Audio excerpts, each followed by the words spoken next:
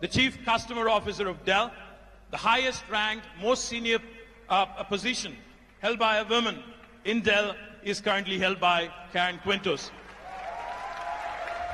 Karen works very closely on the board of Dell, the highest and the most senior most position, the executive position with Michael Dell and the entire team. So welcome, Karen. Next, we have a woman who's extremely popular, who's done significant work, who's been a tremendous pillar of support to a former UK Prime Minister, Prime Minister Blair, Cherie Blair of the Cherie Blair Foundation for Women. Ladies and gentlemen, please welcome her with a warm round of applause.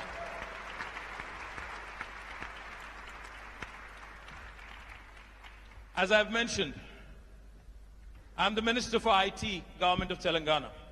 IT normally stands for Information Technology.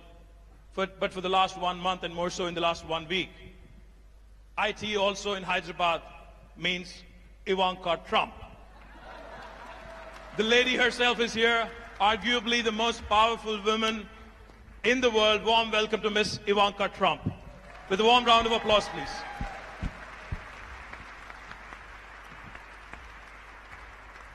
I didn't know what to call her because she dons multiple responsibilities, multiple roles, so I wanted to make sure we capture this moment.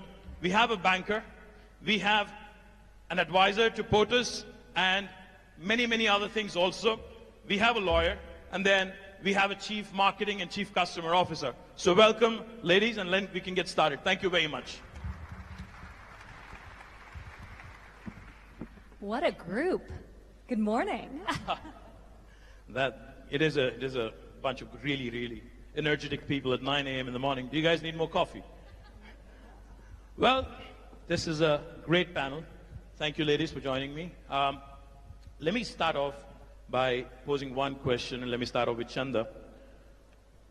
Chanda, you've donned multiple roles. You've been rated as one of the most powerful women in business by Forbes, by Fortune.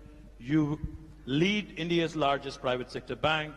You're among the top 10 most influential businesswomen in the world. Let me ask you, what does it take really to ensure that you break through the glass ceiling, you work through whatever it is that is required to make it right to the top in the corporate world? Well, I think it's a combination of many things. It's what you yourself as a woman desire and want to achieve. It's what, the encouragement and support that you get from your family. And it's the entire ecosystem in the organization where you build your career. So let me start with the ecosystem first, because I think, I was very fortunate to be part of an organization that has always been a merit-oriented organization. And that gave all of us the comfort and confidence to say that if, even as women, we put in hard work, we'll be recognized for the work that we put in. We'll be given the next promotion or the next responsibility based on your capability and will not be discriminated against just because you were a woman. Well, beyond that, I think, it's about the woman himself or herself in that sense. Because, I have seen that women are actually sometimes even more capable and more intelligent than the boys that we recruit. I agree. I completely agree. But at the same time, we tend to give up when it's the most difficult time in our life stage, which is when we are starting our families. And I think that is the time when women need to decide not to give up. Because if you do not give up at that time, then you're able to continue for long. And I can later talk about what ICICI as an organization has done about really making life comfortable for women at that life stage. But I think that is very important. And I feel that at that time, it was I who believed that I want to do this because it's my desire. I'm not doing it because someone is forcing me to do it. And I think that conviction takes you through the period. But beyond that, I must say that, your family, your larger family, has to be a part of your growth and progress. And it's not, as mundane as saying that they're supportive of what you're doing. I think that's actually putting their contribution in a very mundane manner. I think what gives the woman the inspiration is the joy and pride that your family feels in your every step. And that is the biggest driver and motivation for women. Fantastic, fantastic. Let me go to Karen quickly. Karen, Chanda represents the Indian corporate sector. She's an Indian woman who's made it right to the top, and she's worked her way through. How different is it in the United States? You've worked prior to Dell at multiple organizations, and you've been with Dell for the last 17 years. As I've mentioned, you're the topmost ranked women in Dell right now. How difficult or how easy is it in the United States or the first world for a woman to reach right up to the top and to do what you've been doing? Well, first of all, I agree with everything that she said in terms of what it takes to be successful. The confidence that you have to have in you and your capabilities and what you can do and what you can enable, I think has a huge impact. And I couldn't agree more on when you reach those difficult times and you feel like giving up is when you actually have to stay the course, because as a mother of three, two of which are daughters, it's unbelievable how much of a role model you can be as a successful woman in helping them and their friends and the larger kind of community and being successful. You know, candidly, I'm actually quite optimistic about what is happening now in this area.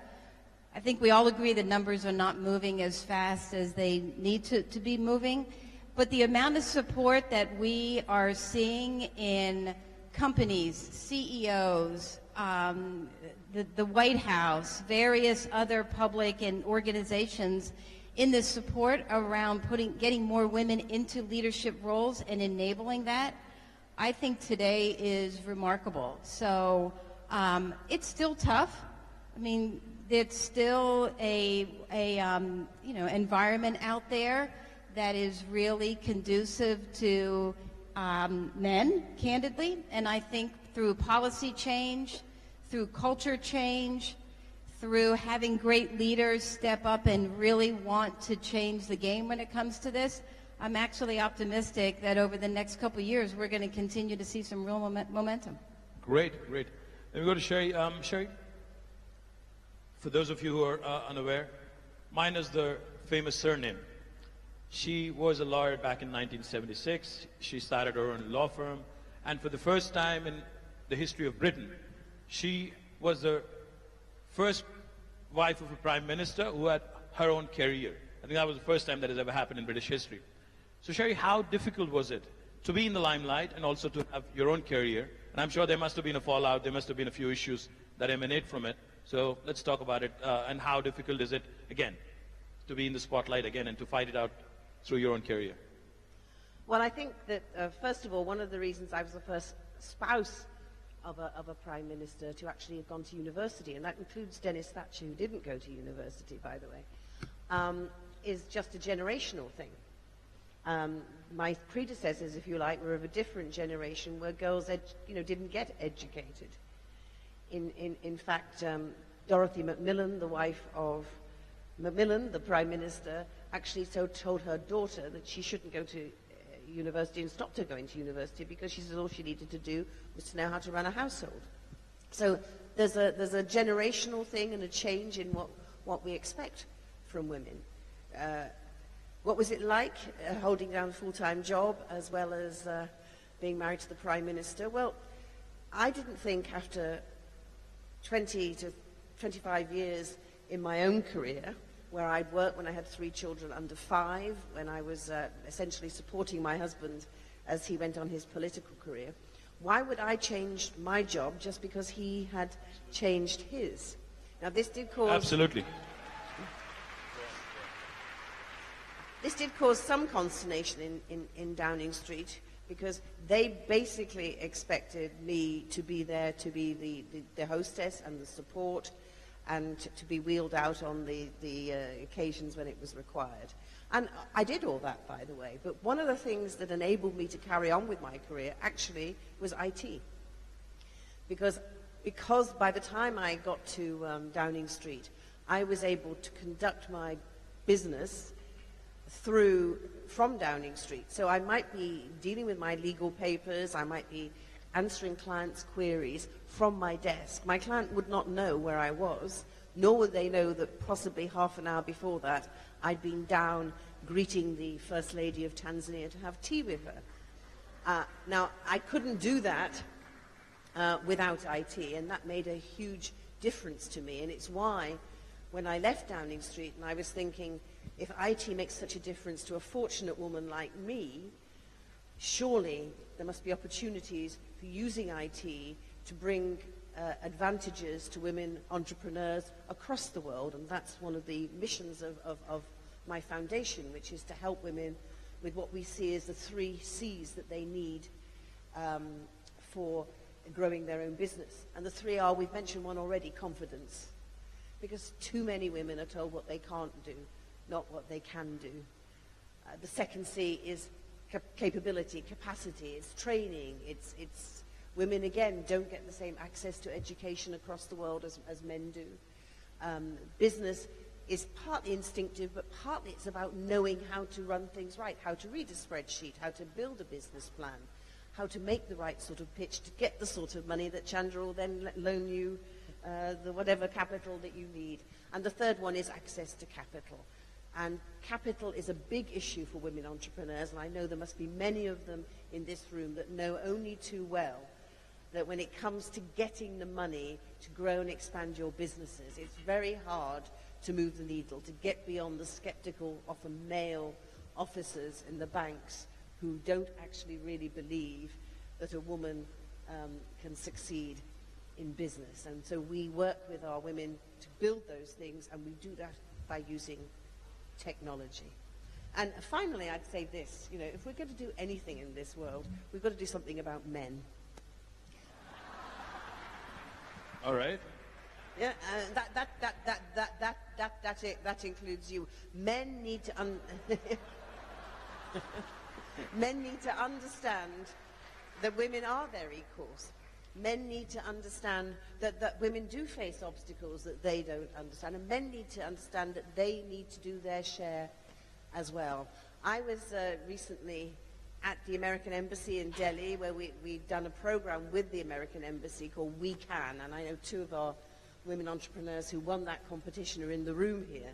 But we had a group of 25 Indian women entrepreneurs who came to present their business ideas. At the same time, the American Embassy had invited along some IT entrepreneurs that they had been working with, mainly men. And the women were talking about their obstacles, and yet one of the young men stood up in the audience and says, I don't understand what this woman is talking about. He says, sometimes when I go to an interview or to seek a business, people ask me about whether I'm married, and, you know, I don't find that offensive, so why are these women complaining that they can't get any help and assistance, because when they come there, all everyone is asking them about is whether they're married. And that just showed the women were very firm with him about there is a difference, because for a man here, if you say you're married, people will think, oh, responsible, not likely, you know, got responsibilities, likely to be a good bet. For a woman here who's looking for capital and comes and they say, are you married? And she says, yes, I am. They think, oh, difficult, going to get pregnant, you know, got other responsibilities. So it's a completely different mindset. And unless young men, like the young men in those rooms, understand that, understand the difficulties that their wives and their sisters, and yes, their mothers are experiencing, then we're never going to change this dynamic. Thank you, Sherry. In fact, you talked about... Sherry talked about 3 C's: capacity, confidence, capital. I think the 4th C today, Sherry Blair. Ivanka, you are advising the leader of the free world. You have a unique opportunity to bring about a huge, drastic transformation across the world, especially from the women's perspective that Sherry so eloquently spoke about. In India, in Telangana, we do a bunch of things with the private sector as well. We work with Cisco in a program called Women Rock IT. We also work with Microsoft, another US company, in what is called as Girls in Technology. We also work with Facebook in what is called as Boost Your Business. We work with ICICI and a bunch of private sector players. My question to you is, how can a government, be it the United States or India or any other province in India or across the world, how can a government ensure that we do more in terms of policies for bringing in more women into workforce, ensuring that they're skilled, and also how can we work with the private sector in ensuring that we give a larger share to women, which is what we've been talking about. Well, thank you, and thank you for having me here today on this remarkable panel. So much of what was said was deeply inspiring, and I agree with wholeheartedly. So one thing I'd just like to throw out there is these aren't women's issues. We're half the population. So we have to just start thinking about them Absolutely. as critical issues, not women's issues. So the role of strong male voices in this conversation, to Sherry's point, is very, very important. Also, going back to something else you said, Sherry, I think one of the reasons we're seeing an explosion of women's entrepreneurship is because traditional workplaces often haven't worked for us. We are disproportionately providing unpaid care while also needing to support our families financially. In the vast majority of American homes now, all parents work. So women are working, supporting their families, and providing unpaid care. And often, and after years and years, generations, these cultural, social work institutions were not set up with the assumption that there would be two parents in the workforce. So we just have to fundamentally change things. It's starting to happen in the corporate world, albeit typically at larger companies, not smaller companies. It's a lot harder in terms of flexibility. Traditionally for people in tech and in finance, making more money, not for women working at the lower income end of the spectrum. So I think that's where government policy comes in, and we need to start thinking about ways to support the modern workforce and the modern reality of dual income households. I think technology is a great driver of entrepreneurship because a lot of women are leaving and saying this doesn't work for me, and it's emboldening them to go out on their own. Technology is reducing barriers to starting new businesses. It's creating flexibility around schedule. So you can work just as many hours or more, but maybe you work some of them after you've put your child to sleep from your living room or from your kitchen table. So I think technology offers tremendous opportunities to women and women entrepreneurs, and we're seeing that in terms of the explosive global growth and domestic growth we're experiencing in the United States. But going back to public policy, I think it's incredibly important we have policies that support the modern working family. You see in tax reform the expansion, the vast expansion of the child tax credit, recognizing the massive investment parents make into their families at a time when wages have stagnated for so long, and working parents really need relief. The child independent care tax credit, tackling the cost of childcare and the fact that it's not only inaccessible in large portions of the country, particularly in rural America, but the cost is enormous to many American parents, and they're unable to afford to provide high-quality childcare. So that's another issue we're addressing. So you see some of that agenda coming to life through components of tax reform, and coming into the new year, you will hopefully see it in a national paid family leave program that we're working hard to build coalitions of support for.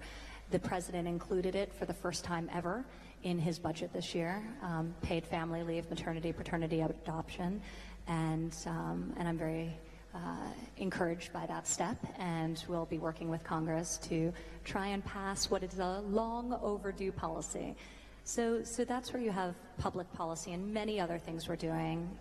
This is a panel focused on skills training and workforce development, and we're really seeking to fuel that and make sure that we have the best trained next generation, K through 12, rethinking what we're teaching and the alignment of what's being taught in the classroom with the jobs available in the economies into which the students are graduating, but also worker retraining and skills training for older workers whose jobs have been displaced or are looking for new opportunities in their own lives as well. So this is an area we've been very focused on, and I can talk about in more detail if the conversation takes us there. But you'd mentioned the private sector, and I can't say how important this is. I mean, it's really all innovation comes from the private sector. That's where it starts, that's where it originates. And government, and thank you to all of you out there and you incredible entrepreneurs who are taking some of the world's greatest challenges and obstacles, whether it's humanitarian aids or just providing a service better or reinventing or inventing a new idea. So it's incredibly exciting what you're doing, but government's role is to help fuel that, to eliminate barriers, to create an environment in which you can really accomplish your dreams and your goals, and we're seeking to do that domestically, and very excited about the work we're doing internationally to create opportunities for entrepreneurs and women entrepreneurs, especially in the developing world. Fabulous. In fact, let me compliment the Trump administration on, as you said, as you put it, long overdue, policy reforms which are in the offing now, and I do hope Congress passes it, and I do hope the Trump administration actually has a huge victory, especially in this very, very important sector. Chanda, you have a very ambitious ICICI digital village outreach program. You've already targeted 11,000 villages across 17 states, and out of which you've already created 7,500 women entrepreneurs. So what goes into ensuring that these women entrepreneurs in these villages from the rural settings, how are they empowered? How do you ensure that? I'm sure there must be obstacles in trying to bring them into the workforce. I'm sure there must be a lot of challenges. How do you overcome that? And how do you also ensure that they stay on top of their game? And how do they keep sustaining what they do? So let me take this in two parts. Let me also tell you what we do at ICICI to just encourage women participation in a large organization. And then let me tell you, as our CSR, what do we do in the villages to encourage women, in the rural areas. So in the organization, as I mentioned, we are an absolutely merit-oriented organization. And in fact, if people ask me, do you have special policies for women? We actually do not have real special policies for women. And I think the only special thing that we do is to create that environment where women feel confident that it's on the basis of their merit that they will rise. Fantastic. Having said that, we also realize that, at specific life stages, women need that special care so that they don't give up. And I'll just point out to a couple of policies that we've started. So we've started something called I Work at Home, where we allow women, especially the young mothers, or even women who have to take care of their elderly parents or parents-in-law, to work from home for extended period. And this is not just about sitting and doing some data entry in some corner, but we create a work environment where through the use of technology, we have their computers linked online with our back-end systems. We have, face recognition so that we know that it's only the woman who's working. We have face recognition to say that if there's too much crowd around the woman and children are moving around, then the computer will shut off. So in a way, we create a real working environment where over long periods people can work from home and they do not lose out on their career progression if they're working from home. Fantastic. Fabulous. The other thing that we've started lately is actually to say that any mother who's got a child up to 3 years of age, and if that mother travels overnight for office work, we of course pay for the mother because she's going for office work, but we also pay for the travel of the child and the registration and selling skills. And what we have seen is that as we take these training skills, especially to the rural areas, we have more and more young women joining these training skills. So I'm very proud to say that we train about 100,000 youth every year, and of that, 55% are women. Fantastic. A big round of applause, ladies and gentlemen. More than 55%. That's amazing. That's amazing. And this is what we were talking about before with really so much of the leadership happening in the private sector and government taking these great programs and fueling them and really bringing them to scale. So, some of the most successful examples of skills training we've seen when we've looked across the globe at various apprenticeship opportunities are when government teams up with industry or government teams up with technical schools, community colleges, creates curriculum, and then that curriculum is taught to students, and then on the other side, they get a job from a private sector employer. So really creating that ecosystem and making sure there's an alignment with the classroom skills and a curriculum that will actually lead to a good paying job. And a lot of it's outside of the traditional 4-year college track.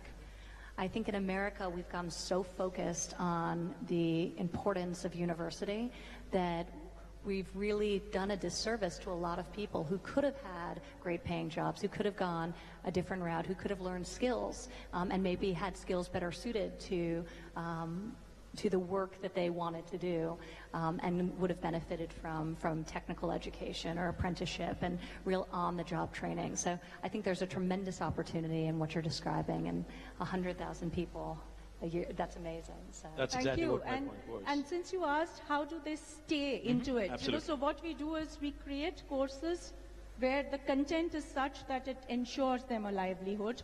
What we've done in the digital villages is that we've actually digitized a whole set of financial payment systems so that it becomes inclusive for people to actually carry on their financial transactions and not suffer for the lack of having a bank account and so on and so forth.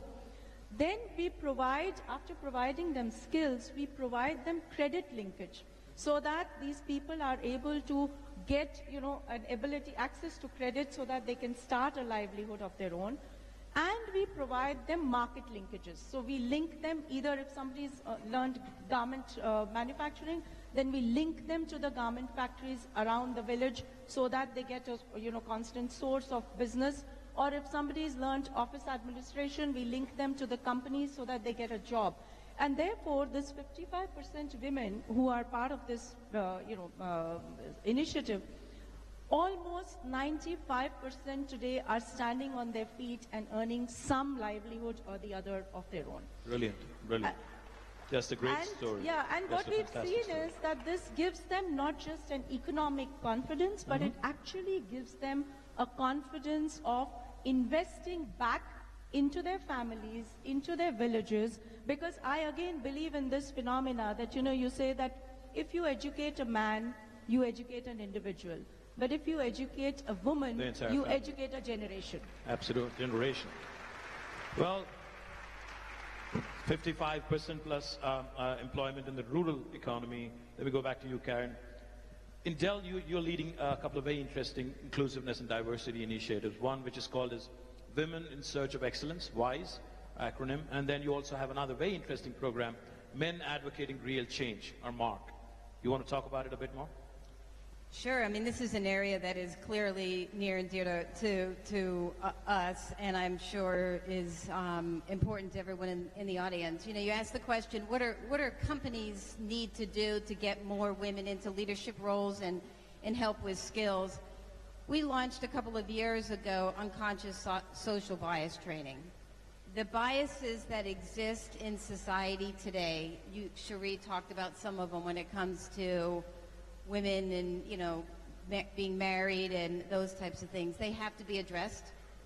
Men need to be part of those conversations, and that's what we did with the MARC, Men Advocating for Real Change training that we have done. We have trained nearly 90% of our executives. We made a goal that we're going to take it out to all frontline managers by the end of next year. It teaches all of us that we have biases, and it's how you respond to those. And it's what you do to lead your teams through those and recognize that the world is a better place. Business outcomes are great when you have diverse thinking that you can enable. And corporations are just better places when individuals can come in and feel that they can be themselves and really contribute to the company and the organization. We also have a very, very robust employee resource group. Our Women in Action resource group is the largest resource group that we have. It is 13,000 employees strong. We have 40 chapters around the world. We are using that employee resource group to fundamentally help drive some of the policy changes around paid time off, around enabling our flexible work from home solutions. We clearly see that technology can enable how women and men can work from home. We have sites across Dell where nearly 50% of the workforce works from home 1 or 2 days out of the week. And this has actually been a huge enabler for us to hire women back into the workforce that have taken some time off, that have children, that their children are getting older and they want to come back. And there is an untapped potential labor pool that is out there of women that have master's degrees, that have started their own businesses, that we are actually rehiring back at Dell. And they're continuing to lead, major organizations and functions for us. And a lot of that is enabled through a lot of these practices. No wonder you won the Working Mother of the Year, 2012, the award by the Working Mother magazine, because of the work-life balance I think you talked about. So Sherry, going back to you, when you launched your foundation in 2008, you talked about how women being a part of the workforce is going to lead to stronger economies. You want to elaborate a bit on that and what your foundation has done to further the cause in the last 9 years? Well, I think the frustration I feel after, as you say, we founded the foundation in 2008, is that, all the research we see all the time shows that by empowering women, by women getting engaged in the economy, that makes sort of stronger economies. McKinsey recently produced a report which said that the world GDP would increase by $28 trillion if women were given equal access to economic opportunities that men have. And yet this year, the World Economics Forum Global Gender Gap showed that when it comes to women's equal access to economic opportunities, we've actually gone backwards. So the dial hasn't gone forward, it's actually gone backwards. So what is going on? There are clearly, it's not enough to keep producing evidence that empowering women makes a difference. We've actually got to make sure that people do something to implement these things, because there are barriers. Take here we are in India, amazing country, vibrant, so much going on, and yet India has one of the lowest participations in the workforce of women in the world. Absolutely. It is right down there with some of the poorest countries in the world, and does worse, for example, than countries like Bangladesh. So only, I think it's 27% of women over the age of 15 participate in the workforce in India. And when you look at women graduates from India, 67% of those do not go on after graduation to participate in the economy. So that is a huge disadvantage for India. And if these women were contributing their talents to the economy, then the Indian economy would be doing even better. So why is that happening? And we've touched on some of those things. And what we have tried to do with our programs is to help women get the skills, to get the information that enables them to break down some of these barriers. We talked a little bit, you mentioned, Karen, about the women returners. When we talk globally about women entering into the economy, we then often segue into girls' education, which is so important. But in a world where so many women get married very young, if we ignore the women, as you were saying, who after they've had their families, and if you get married at 15 or even 18 and you have your children very young, you are still very active and got a lot to give in your 40s when you're possibly even a grandmother. And yet it's very much more difficult for women at that level to repenetrate the job market. And one of the ways you can reach these women is to bring them skill training, to give them access technology, so you reach out to them where they are, whether it's as in Chandra's program in the villages, and we did a great program with Mandeshi Bank in Pune recently, where they were already giving microfinance loans to women in the rural areas, and we added to those loans a component of business training. And as a result of that, we found that the women not only got the money, but they used the money more wisely, and therefore were able to increase their business skills. So I just wanted to tell you the story about one of the women that I met there, who'd been on our training course. And she was 37, she already had 2 teenage children. 6 years ago, she was working in her shop, and she cut off her left hand on a slicing machine. Obviously, this was a huge problem for her, but she picked herself up. She came on the course, got a loan, and as a result of the business training, realized that she needed to diversify her business. As a result of that, it ended up increasing her income fourfold, which enabled her to pay for her daughter, who she wants to become a doctor, to stay on at school beyond the age of 15, which was the age that she herself got married. But I asked her to describe her day for me, and I just wanted to share this with you. So she gets up at 5 o'clock in the morning, and she then, from 5 to 8, milks the 10 cows that she now has to produce milk to go to her store. She goes back at 8 o'clock, and she then feeds her family and gets her children off to school. At 10 o'clock, she goes to her shop. And by the way, remember, she's only got one hand. And she works in her shop between 10 o'clock and 5 o'clock. At 5 o'clock, she goes back and milks the cows again until 8 o'clock. And then at 8 o'clock, she goes home and she feeds the family again and prepares for the next day, and she goes to bed again then at 11 o'clock at night in order to get up again at 5 o'clock in the morning.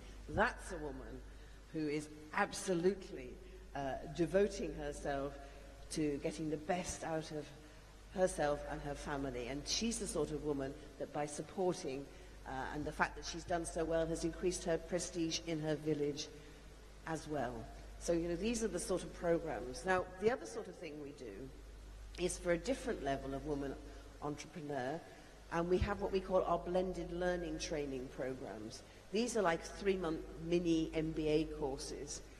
And the point about the blended learning programs is, though the women come together to do the business training, most of the course is delivered over the internet so that they actually don't have to leave their businesses. Because if you're a woman entrepreneur and you started a business and you're progressing that business, but you need the business skills to expand that business, it's sometimes very hard just to walk away and leave that business.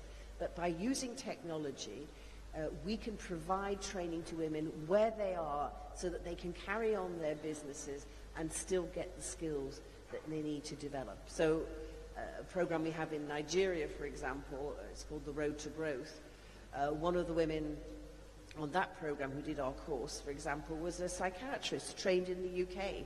She came back to Lagos to start a mental health clinic. And she said, you know, I'm obviously an intelligent woman, but no one had ever taught me about business skills. So I start this business, I know how to do the medicine. But, you know, then it's a question of, well, how do I manage my finances? How do I manage my staff? How do I present a business plan? And so the blended learning training gives women the skills, but doesn't require them to have to go away for weeks and months on end in order to be able to do that. So we have to find practical solutions to help women who are earning money now do better at what they do without requiring them to have to make the sort of sacrifices that they can't actually make by giving up their businesses altogether. Absolutely, practical Can solutions. I just Yeah, add one please, thing to Cherie, because it's actually an example that you all can see here at GES, and it speaks to how do we help connect women, and in particular women entrepreneurs, up to the skills, the training, and everything that they need. One of the things that we discovered years ago as part of the work that we've done around women entrepreneurs is access to capital, access to mentors, access to skills, access to expertise that exists out there. And through technology, we built this platform, and you can see it in the Dell booth, called Alice. So think Angie's List for women entrepreneurs. It's built on a technology platform. It uses big data, artificial intelligence to hook women up with other women and the needs that they have around, I need capital access. I need to understand, you know, legal capabilities. I want marketing skills that will help me figure out how to market my company. And through this platform, we have thousands of women that are interacting with other women that they can connect real time with. And through technology and big data, this platform continues to be smarter and smarter and smarter. And our goal is to enable millions of women that can get the access to the skills, the training, and everything that Cherie and her foundation are helping to enable. So I think technology can really, really help there. Technology, practical solutions, sacrifices, and the wonderful work that your foundation is doing. My compliments. Let me turn back to Ivanka. Ivanka, a McKinsey Global Institute study shows that if we're able to close this workforce gap by 12%, we would actually be increasing the world's GDP by 25% by 2025. And it also, another interesting fact that this throws up, women in top leadership positions and boards actually enjoy greater financial returns.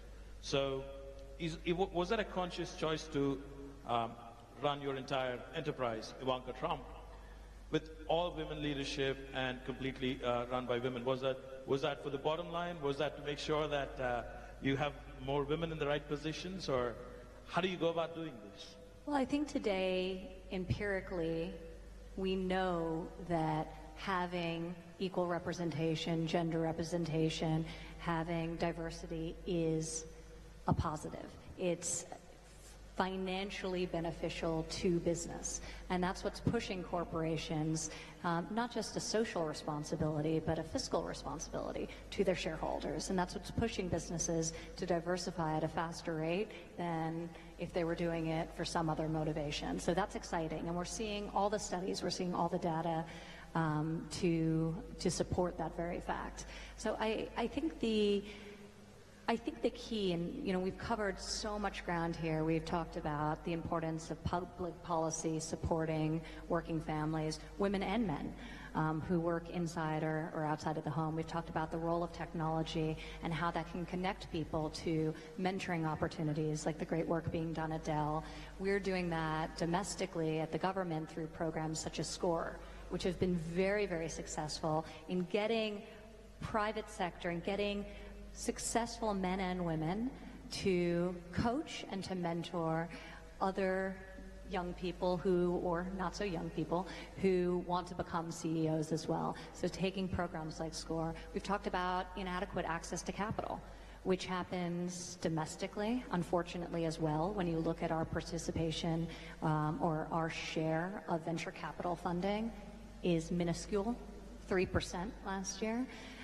We're trying to fix that by A, raising awareness about this issue, but B, increasing our lending through the Small Business Administration. In 2017, we increased the amount of lending to women-led firms by over $500 million year-to-date alone, so that's exciting. And then internationally, where the barriers are the same but far greater, oftentimes with a cultural or a legal overlay that makes it particularly challenging. So one of the initiatives we launched, and there's so many great initiatives across government. I'm leaving this stage and going to the State Department-run GIST competition, which maybe some of the entrepreneurs here today will be participating in. You will? Amazing. It's a pitch competition to support investment in great entrepreneurs around the globe doing very innovative things. But there's so many different programs. But this summer we launched something that was very extraordinary. We were founding members with 14 other countries of a World Bank initiative called WeFi.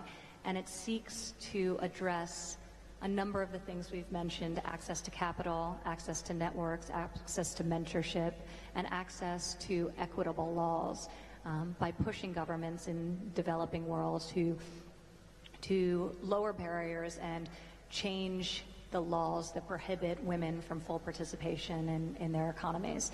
So WeFi is very exciting, and we anticipate being able to leverage in excess of $1 billion to go to female entrepreneurs in the developing world. So we're hopeful that has a profound effect on the ecosystem of women's entrepreneurship generally, but also for the benefit of women in the workforce as well. Because it was noted here that when you invest in women, they invest back into their families, back into their communities. They say 90 cents on the dollar earned by a woman goes right back into her family and community, and back into things like education, into healthcare, into things that will create a positive generational impact. So we're very excited about that initiative and all the other ways we can fuel the exciting work that's being done in the entrepreneurship ecosystem at home and abroad. Congratulations. Can I ask you, because Absolutely. Ivanka, that 90 cent figure, it's a very interesting one, but I want to ask you as a man, what do you think the equivalent figure is for a man? 40? Well, He was supposed to answer that. I'm the moderator. I'm supposed to be asking you questions. So. Anyways, I think it must be around 40. Yeah, no. It's 30. 30. 30. All right. As always, women are the smarter ones anyways. 40. But you know what I think? I was trying to But do do you know what I think about that? You see, I think there are plenty of men who also invest 90% of their efforts into their family and into their community. And the problem is that there are some men, my own father was one of these men because he abandoned my mother and my sister and myself and never supported us ever again. Who'd only put, 1%, if you're lucky, into their families. And the question really is for men is, why is it that we tolerate the idea that these men who go off and spend their lives on wine, women and song, somehow that's acceptable? The men who put 90% of their efforts into their families should be speaking out more loudly and saying, these men that don't do that actually are letting us all down, rather than just shrugging their shoulders and saying, oh, well, women, they do 90%, we do 30 to 40 as men, but that's okay. Because actually, it isn't really okay, is it? It's true, and I think this is something, Sherry, that I'm glad you brought up, but I'm actually very optimistic about, because I see the landscape changing, and especially when you look at the next generation coming up. I think women don't view themselves as purely providing care for their families. They want to work. In many cases, they need to work to support their families. Men, similarly, are taking a much more active approach in raising children and participating in the family than in previous generations as well. And we see this happening on different scales, but all over the world. And I see this generational shift that is very exciting, because when you think about true equality, it starts with having this level playing field and sharing the responsibilities, domestic responsibilities, as well as workplace responsibilities much more equitably. So I love the natural shift that we have happening, but I think talking about these issues, and I think men talking about the fact that they're not financial providers alone, that they want to participate, that they want to be involved parents and fathers is incredibly important as well. Now that you raised a very personal question, let me throw a quick question to all of you. I've learned that all of you are privileged to have a daughter, also each of you. I have an 8-year-old daughter also. So what would you say is the single most important thing that you would like to see changed? We talked about multiple things.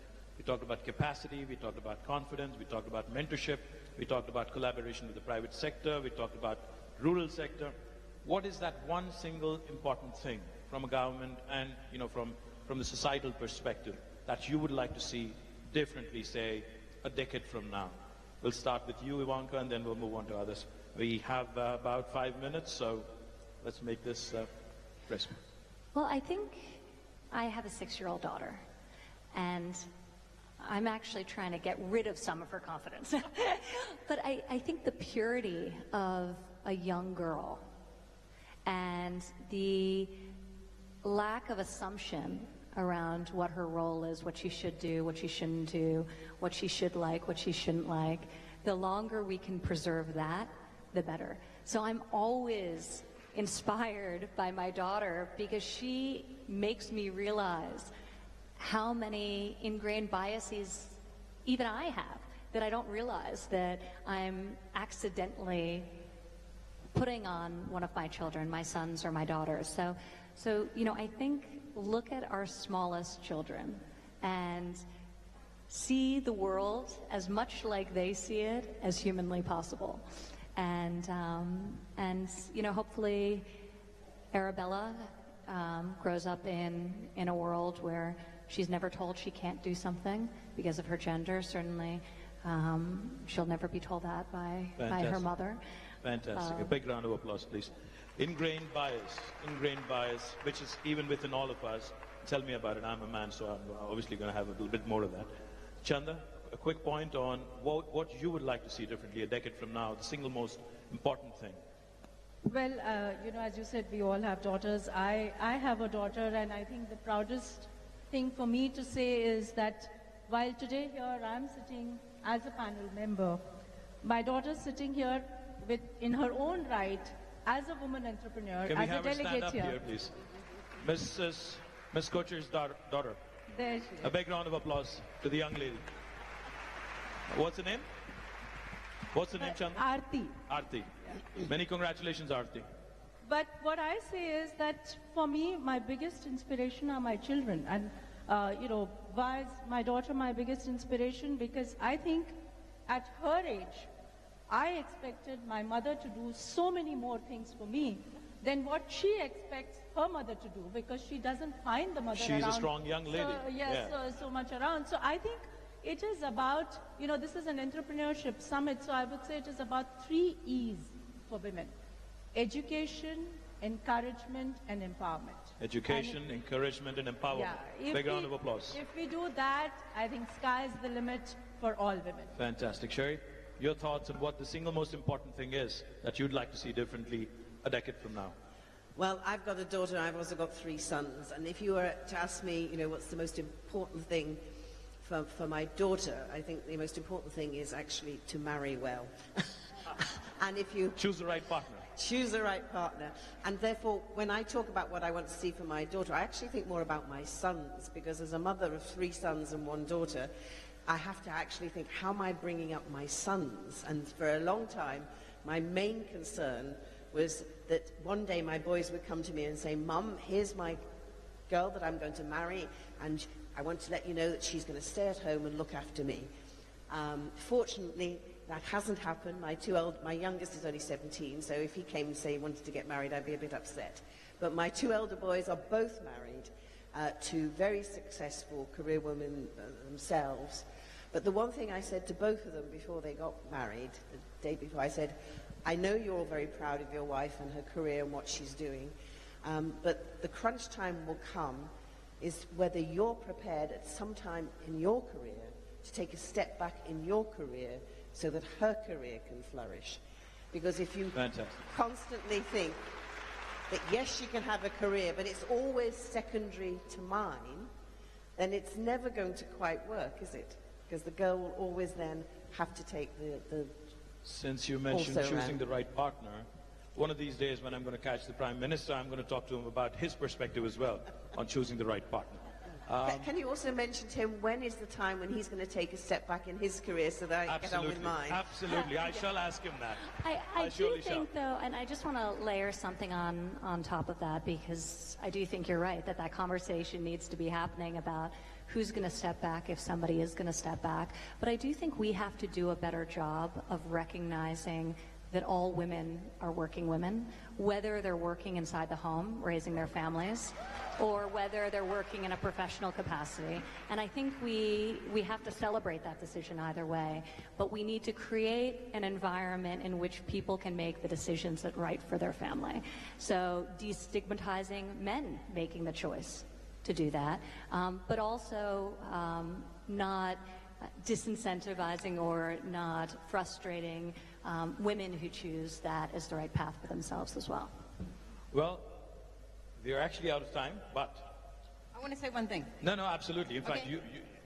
all I was going to say What is needs to change?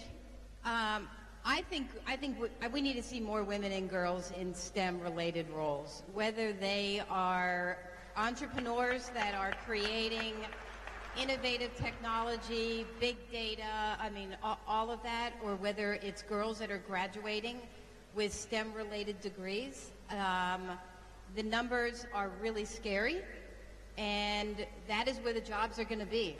The salaries are going to be higher, the job security is going to be greater, technology is permeating everything, and what I would love to see is a much more balanced set of graduates and women that are in STEM-related fields, because it's going to be a huge business imperative for many, many companies and governments around the world. Well, while we are out of time, I think I have some very powerful women in the world sitting on this podium, so I'm going to take my liberties.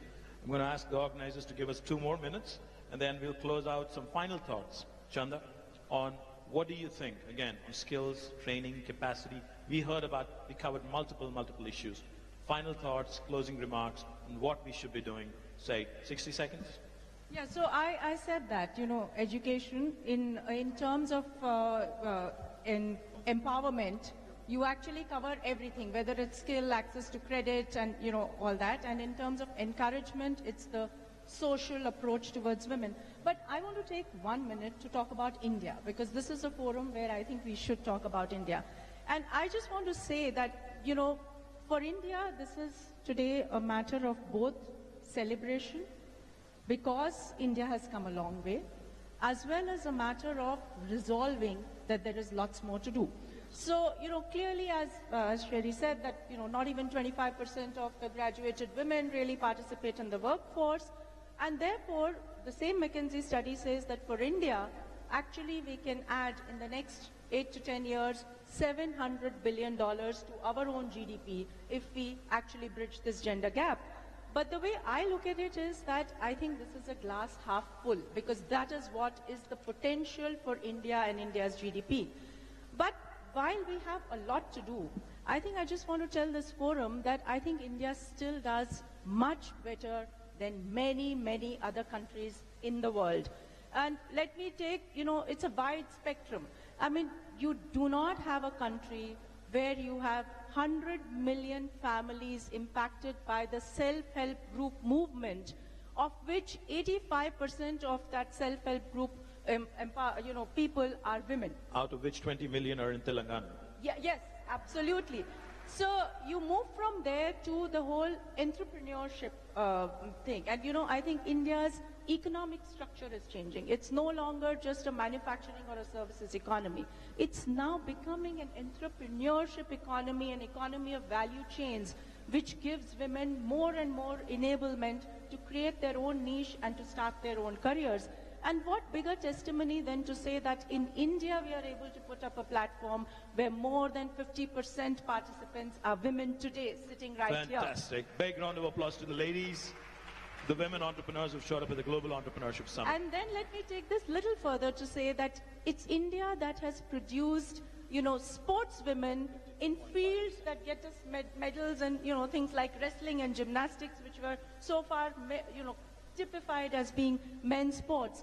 Today, India has women fighter pilots in the Indian Air Force. Today, it's Indian Navy that has started an all-woman circumnavigation around the world, just as an expedition. Today, India has a defense minister who's a lady. Today, India has, senior ministers who are ladies. And there is no country in the world where 40% of the banking sector is headed by women. Lovely. That was a great note, great closing note from a banker. Ivanka? First of all, I appreciate the discussion and all the panelists for just a really great dialogue that happened here today. But I do want to follow up on something that Karen was talking about as it relates to STEM education particularly. Because when you think about the landscape in the developed world, where there has been better access to capital, certainly, than in the developing world, and more progressive policies to support working families, in some cases better than others. But there has been a stagnation in terms of closing that gender wage gap. And it's really sort of persisted and stayed, it closed, and then flatlined over a decade ago. And it stayed that way. And when you really break down the reason for that and what's causing that, it's women traditionally have in fields, and when you look at industry segmentation, you have a lack of participation of women in higher growth fields like STEM fields and computer science fields. And you also have an unfortunate circumstance where traditionally women-dominated sectors of the economy are undervalued financially and are underpaid financially. So I think both need to be disrupted. We need to get more men into so-called women's fields, and we need to get more women into STEM fields where our participation rates are really abysmal. I'm incredibly fearful that when you look out and you think about where the future of work is going, that if women continue to represent only 13% of engineers in the United States, or continue to represent only 24% of computer science professionals, that the gender wage gap is actually going to grow as opposed to contract in the years to come. So I think this is something we need to address. It's something that this administration in the United States is very, very focused on. Each president has the opportunity to prioritize for the Department of Education what they want them to focus on. And the president issued a presidential memorandum just last month instructing the Department of Education to prioritize STEM education.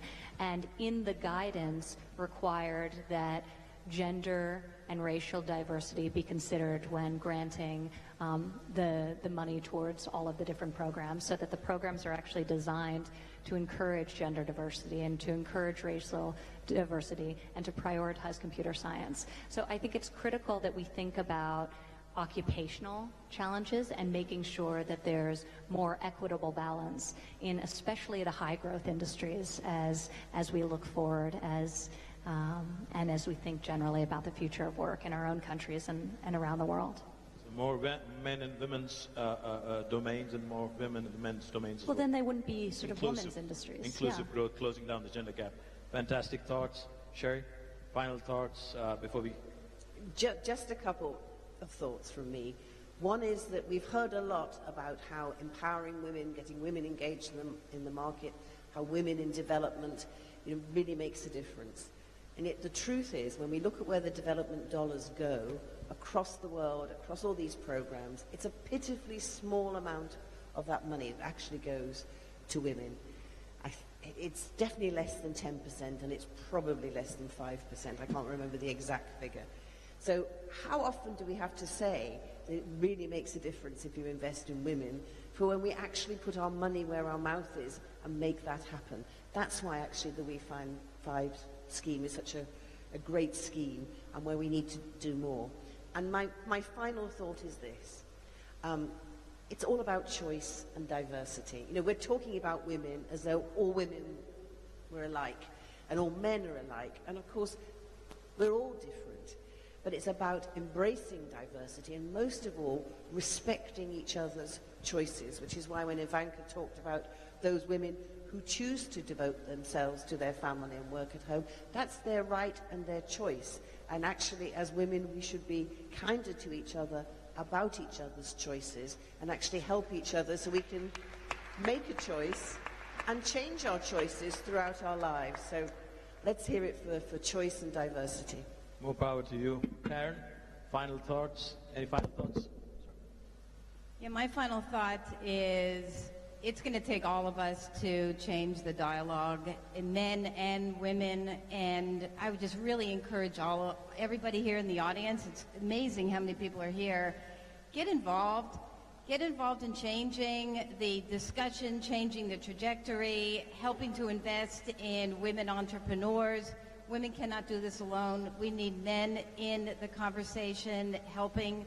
And the world is a better place when we all come together with a common vision and collaboration and working together. And I think together we can do some amazing things. Fantastic. Like I said right at the beginning, right at the onset, we have a cracker of a panel. Chanda Kochhar, Karen Quinto, Sherry Blair, Ivanka Trump. These ladies did not need me here. They only needed me as much as a fish needs a bicycle. But I think they put up with me. Thank you, ladies, for your wonderful, wonderful thoughts. Thank you so much for this lovely opportunity. Thank you very much.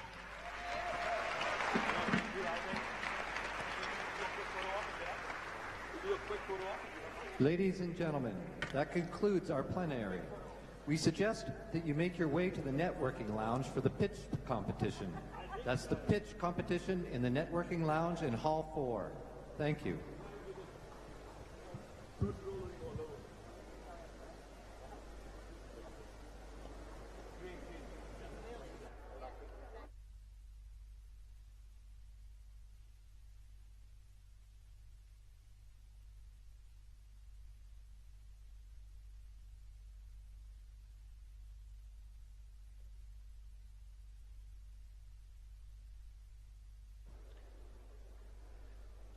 Ladies and gentlemen, we suggest you make your way to the networking lounge for the pitch competition.